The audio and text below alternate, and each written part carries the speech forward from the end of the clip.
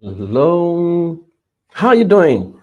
Well, my name is Praise Forward, and I'm your family life strategist. It's so good to be back again. Well, let me adjust my camera. Okay, good. Well, how you doing? Instagram, Facebook, LinkedIn, and YouTube. Okay, I will do it here. I love the flow of this entire family strategy. Hey, I am super, super excited that we've gotten this far and that we are able to produce what looks like a miracle for some of you. I'm getting feedback, testimonials. You guys are sending me mails. And I thank those of you who I congratulate. Right, those of you who are getting the family combo because your life is not going to remain the same. One of the things that I believe that God has blessed us with and what He has called us to do is to create an alternative strategy framework that can accelerate people's healing and wellness and wholesomeness, especially when it comes to their family life. I believe that the family system engineering model that we have, is going to define the future and redefine the future. All right. It may not sound like it right now, and you may look at it and say, oh, what's this talking about? But guess in the next 20 years, you'll realize that almost everyone working with family will have to use a family system engineering model because the methodology is so easy, is so powerful, and it's so transformational. People are producing excellent and exceptional results with it. So today we're going to just look at. It's not going to be as long as the other sessions. We're going to look at the five marriage killing myths you must stop believing. Myths and legends are killing a lot of marriages. People are doing a whole lot. I'm sorry if you're hearing a noise. It's my what's it called now? My WhatsApp is on my laptop, and so I apologize for that. I forgot to take it up. But if I can find a way to mute it, I'll try. But if not, please pardon me for today. Yeah. So we're looking at the myth and the legend that is killing a lot of marriages. There are quite a number of them. Unfortunately, many of them have been popularized from the pulpits, and it's not as if they were actually outrightly wrong. It's just that, like someone once said, that there is nothing that is damaging to a new truth than an old error. Is that many of these things were conclusions that were made many years ago, and people have come to believe them. Meanwhile, events and situations have now proven that they may not actually be totally correct. But then to reverse and then retract our steps and whatever we've thought is becoming a problem. And so some people are not even aware that these things are no longer true. But you cannot totally blame them. And that's why I'm not pointing accusing fingers. My job is to educate you as a family life strategist. Once upon a time, the whole world believed that the heart was flat in shape. But hey, people, it's been in the Bible that it sits on the circles of the heart. The guy who actually came out and said the heart was spherical, I think he was stoned to death by, guess who? The religious people. All right. Eventually, they came to agree that he was right long after he's been killed. And so you realize that sometimes the custodians of the greatest enemies of the new move are the custodians of the old move, not because they are wicked, but because they are so used to what they have always known that they want to stay there, they want to build a tabernacle there. Some of them have built an empire there, and they're not going to allow you to touch that empire. And so we need to understand that some of the myths used to be correct. For example, you've had a concept that men are logical, women are emotional. It used to be correct. The only problem was that in the Stone Age or the era where that research was done, men went to work, women stayed at home. But now a lot of women are in the boardroom, not just in the bedroom. And so the logic side of them has come alive. Every human being, because you're made in God's image and His likeness, has got logic and emotion. The one you utilize the most is the one that becomes very pronounced. So if you're a woman, you've utilized more of logic. You've been a professional, been in C-suites, be an executive, be a business owner. You've been used to taking, giving instruction. You must have been using more of your logic, and so it becomes more pronounced than the emotional side of you. If you're a man, who you've used more of your emotion, you're going to be more emotional than logic. And so every human being have logic, have emotion. You've had things like, oh, the first thing of a man is respect, the first thing of a woman is love. This is a human needs. Every human being wants to be respected, every human being wants to be loved. right? And so we need to understand that there are myths that we need to begin to rethink. People say opposite attract, opposite beings should marry. The only problem is that opposite things attract, opposite being eventually repel. Kind is what data is now showing that has worked best. The couples who are very similar in their worldview, they take decisions better, they forgive faster, and then they live better. Right. That's what data is now showing. So we're challenging a lot of this myth, right? And you need to understand that when you hear people teach it, don't point accusing fingers and insult them. Some of them do not know better, right? Because that's what they've always known. For many of us who are Christians, we suddenly believe that the highest soaring bird in the world was eagle, because that's what the Bible kind of insinuated. Even the Bible did not outrightly say it, but people have thought that over the years. But hey, eagle is not even in the first 10. All right. I think the highest soaring is the griffin vulture. I learned that from my son. We used to watch National Planet and Animal Planet and what have you. So it becomes important for us to know that this myth have existed before some of us were born, and they will keep still existing. But we now have a responsibility to begin to teach people the truth, especially. I mean, I'm working with a number of American marriages right now, and it's so interesting to learn through their worldview how they see their marriages. And the amazing thing I found working cross culturally is the power of the mind to take on what should ideally be an error and take it as truth and reinforce it that you couldn't even believe otherwise, right? It's so powerful to see. And that's why you need to be very careful, because there are loads of people who have taken a lie as their truth and they leave it up. And so for today, we're just going to look at about 5 of some of the myths that is destroying a lot of marriages and that you need to collapse or retire.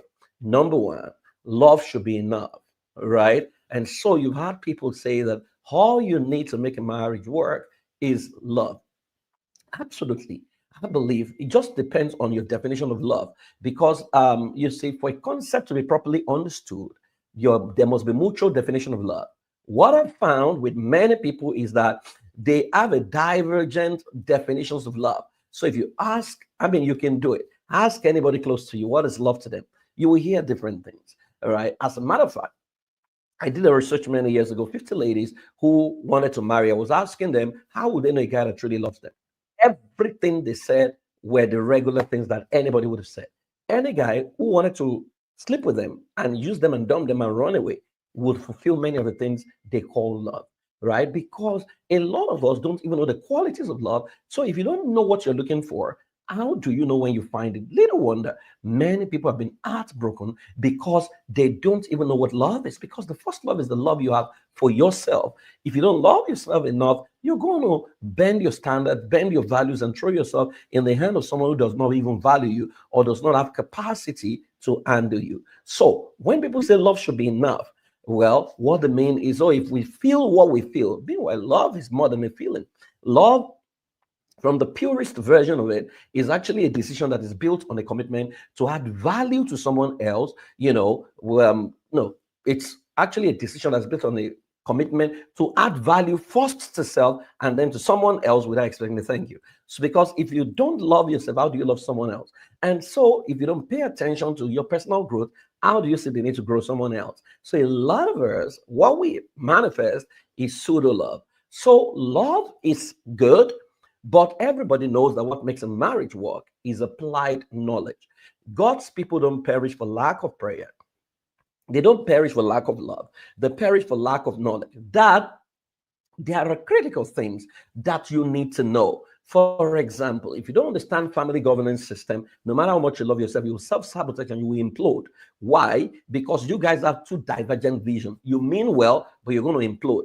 You want a prosperous family. She wants a prayerful family. If you don't come to a convergence and now fuse those two and come up with a uniform family vision, that's simple thing I just mentioned right now has been responsible for 8 out of my 10 clients in the last 1 year, the struggles they're going through. And so it's important for you to know that to make a marriage or a family work, you've got to build systems. And there are so many systems you need to build. Some of the systems, you've got to be brutally honest.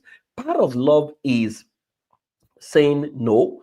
Part of love is insistent. In fact, spirited faith is part of love. But many of us, so we love the nice side of love. We don't want the unpleasant ones that makes us take responsibility. In fact, part of love is walking away.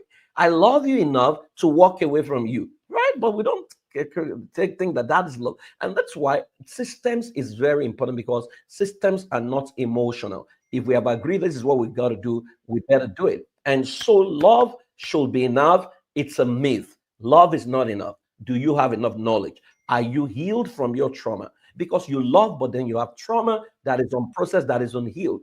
You are going to implode. You are going to create problem for your spouse, right? You love, but then you have a weakness that is weakening the relationship. You have an addiction. You love, but you see, if you don't get help, you're going to destroy yourself and destroy your partner. Number two, good good sex fixes everything. Oh wow, some people just have an idea that marriage, all married people do is to have sex. Well, you are pretty much not correct, because there will be times that in your relationship you realize that you can go 1 month without even thinking about marriage. You don't even have erection, right? And it's not because you don't want to have love, make love with your wife, but then there can be cares of the world. Of course, that's not also good, but you need to understand that good sex does not fix everything. Hey, good sex does not pay bills. You can't be having good sex when your children have been sent out of school. You can't be having good sex when you're back on your mortgage. You cannot do that. You can't be having good sex when you've not eaten. You can't be having good sex when you don't have a job and you can't provide. You're an embarrassment to yourself. How can you even have an erection? So it's important for us to know that good sex is not everything. There are other things you need to put in place. After all, you guys say that there is no romance without finance. Of course, that's another cliche that is not necessarily correct. However, we need to be able to fund this romance. Number three, if we fight, it is over. Conflict isn't fatal. I have had people say that, hey, because someone said that he's not had a first quarrel, they don't also believe that you should have a quarrel in marriage. No, that person has a revelation that you may not have. They have access, they've contacted something that you may want to pay attention to. You don't have that revelation. And so you need to understand that conflict is not bad. It simply means that two people from two different backgrounds see things differently. It's that simple. And no matter how much you love someone, even Siamese twins, there are things they see differently. There are children born of the same father, don't see things differently, because what is influencing us, the way we interpret knowledge and interact with knowledge is totally different. And so it's okay for us to see things differently. What we must, however, insist on is that what we feel for ourselves, what we see differently must not affect what we feel for ourselves. And so, especially men, a lot of men don't believe their wives should argue with them. And I remember when in a board meeting, and then my wife took a sharp contrast to the position I've taken. And it was a spirited debate. We were very hot on it. And tea break time, she went to bring the tea break, and then we started eating. And then people were looking at us in a weird manner, because they don't know that our bedroom is not the same thing as our boardroom. We separated. In the boardroom, she wasn't my wife in there. At the boardroom meeting that day, she was a colleague, a professional colleague. And that's the way I see her. So it didn't do anything to me. I knew how to compartmentalize my life, right? And so we need to understand that it's okay for people to have a different view. And you see, my wife has saved me from a whole lot of things. So we need to normalize conflict, and then we need to be able to de-escalate the conflict. If you have been following the previous session, I talked about open day, which is something you might want to have in your marriage. Number four, my partner should complete me. That's a lot of pressure. In fact, close to that is the concept of your partner must be your best friend. The concept of best friend, think about it. When you were in school, the person you call your best friend when you were in school, was there a time you sat down and said, let's become best friends? No. Best of friendship was never planned. You just realize that similar values, similar worldview, you almost have the same beliefs. And it gets interesting that the person you call best friends are people you have similar beliefs, similar worldview with. When it now comes to marriage, you're going to marry someone who has opposite beliefs, opposite views to you. I mean, you look at how we take this decision. You abandon the best friend, your bestie, and then you're going to marry someone else. Then you're having problem in that marriage, and then you're talking to this bestie. Why didn't you marry this bestie? Right? So truth is, hey, if you didn't marry your best friend, it's okay. If your partner has got another best friend, if you know them, that's fine. If you're not comfortable with them, let them know.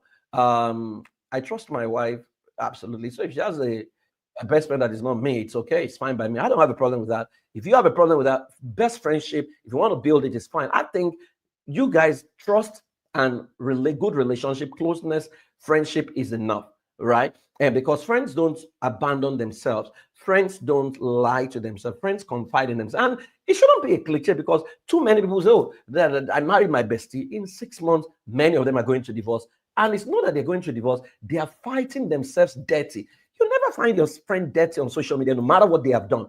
There are friends that I have. There is no way, there's nothing they can do that will make me go on social media and go fight them. No, we can fight in the room. We will talk. We can be spirited about it, debate it, but I will exchange blows or now go ahead and it's going. No, it's never going to happen because they are my holies of holies. So your partner should not definitely it doesn't have to complete you. You've got to complete yourself because you are completing him who is there of all principalities and powers. And I know that that's close to the concept of 50-50, my better half. I know you guys hear a whole lot of that. Hey, you are your own better half. You are the whole half. You need to come to marriage as a wholesome, you 100%, because then you have this concept of better the person that's complete me. So if you have to take a decision, the person is not around, what are you going to do? You're going to wait. Oh, let me wait. I can't take this decision by myself. If you had not been married, there are things you will do by yourself. There are fundamentals every human being must have. Every human being must have a job. Every human being must make money. Every human being, there are fundamentals. You must be able to feed yourself. You must be able to house yourself before you step into marriage. You must be able to take care of yourself. We cannot perpetuate what has made people destroy themselves. So my partner should complete me. They don't have to complete you. They can complement you. They can support, right? But to be waiting for someone to complete you, it's not even good for you. And number 5 there is my way or the highway. That's sabotage. And that is a lot of the things that we men do that is got to be my way. And now, again, what I will do is I will run an assessment to know your personality type. If you're an intimidating armor, we will teach you and help you understand the need to switch from systems mode to people mode. But your way cannot be the way. What we say is that in family system engineering model, we say that the head of the family is not the smartest, it's not the biggest, it's not the richest. It's simply a servant leader, it's simply a steward, saddled with the responsibility of creating an ideal environment where the potential of everyone can find expression. So, for example, if your wife is a better money manager, let her be in charge of finances. That practically happened to me. I felt I came with the arrogance of the masculinity. I'm the head of the family. I was controlling money. I wasn't saving. I didn't even know how money works. My wife has been trained to understand money, to understand how to invest, to understand how to save, right? Pay my wife the lowest wage, she will still save. Pay me the highest wage, I may not save, right? That was me. She had to teach me by the third year of marriage. When I learned that you needed to put some money aside, you needed to invest. And I didn't hear those things before because I grew up as a vicarage boy, church boy. My dad was a priest. So everything was available by God and by people, right? So you can see how my upbringing was affecting, and interestingly, my dad was very heavy on savings and investment, but I did not see him. He was doing it secretly, right? So it cannot be your way, right? It must be the person who is more competent, more proficient in a particular area is the person that must get the job done. Because at the end of the day, it doesn't make sense to silence a skilled person in your family and now go and be doing what you're not skilled to do. And then you are struggling. The family is struggling. Yet the person who is an entrepreneur is forced to stay at home with children. Maybe your wife is a business person. Let her go out there. Let her open the doors. Let her bring in the money, right? And that's not to say you sit down at home. No. Maybe you are more domesticated. Please don't be bound by what people are saying to you.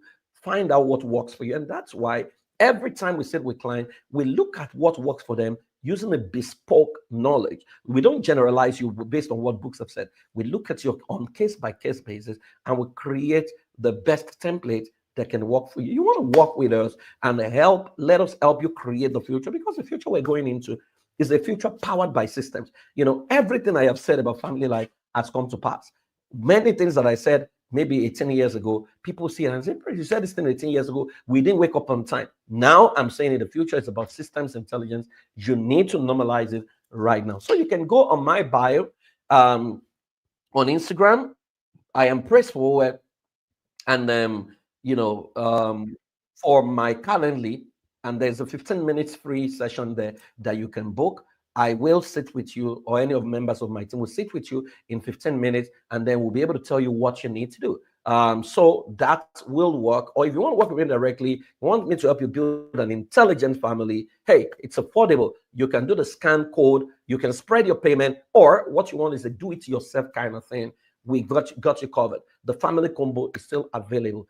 Go get it right now. Trust me. See, the good thing about what I'm turning out is that it works. You don't have to believe it. It works. That's putting 25 years researching, creating templates, creating systems, and helping some of the most difficult families work. Of course, not everyone succeeded with me. You need to understand that. However, majority of my clients will tell you the framework we gave them literally saved their lives. I'll see you tomorrow. I love you all. If you're in Houston area, I might be with you this week for like 2 days. So you can send me a DM if you want us to sit down, if you want us to have conversation or lunch or something, or dinner. Hey, I can, well, it's going to be a busy trip, but I can find time. Thank you very much. I appreciate you. Your family will work, your home is going to work. And if you're single, you'll find the right spouse. I love you. I honor you. Have a fantastic evening. Bye-bye.